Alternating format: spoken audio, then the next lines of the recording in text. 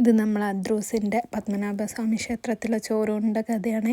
കുറേ വർഷങ്ങൾക്ക് മുന്നേ, അതായത് കുഞ്ചു മുത്ത് എവിടെയോ എപ്പോഴും ഇങ്ങനെ കേട്ടിട്ട് പത്മനാഭസ്വാമി ക്ഷേത്രത്തിലെ ചോറൂണിന് ഉപ്പുമാങ്ങയാണ് പ്രസാദമായിട്ട് കിട്ടുകയെന്ന് കേട്ടിട്ട് അവിടുത്തെ ഉപ്പുമാങ്ങ കഴിക്കാൻ കൊതിയായിട്ട് അവർ നേർച്ച വെച്ചാണ് ചേച്ചിക്ക് വാവ ഉണ്ടാകുമ്പോൾ നമുക്ക് അവിടെ പോയിട്ട് ചോറൂണ് നടത്താമെന്ന്.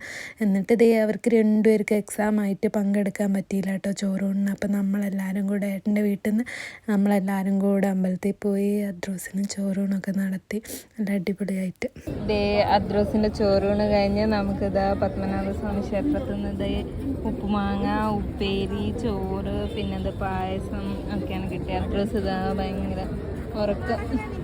നമ്മൾ തൊഴുകയൊക്കെ ചെയ്ത് നമുക്ക് പ്രസാദമൊക്കെ കിട്ടി, നന്നായിട്ട് തൊഴാനൊക്കെ പറ്റി. ഉപ്പുമാങ്ങ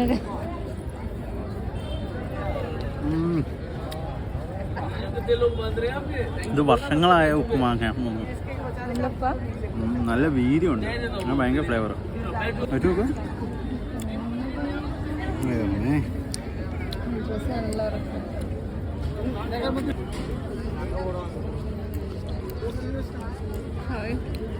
ഭയങ്കര ഉപ്പ. പക്ഷെ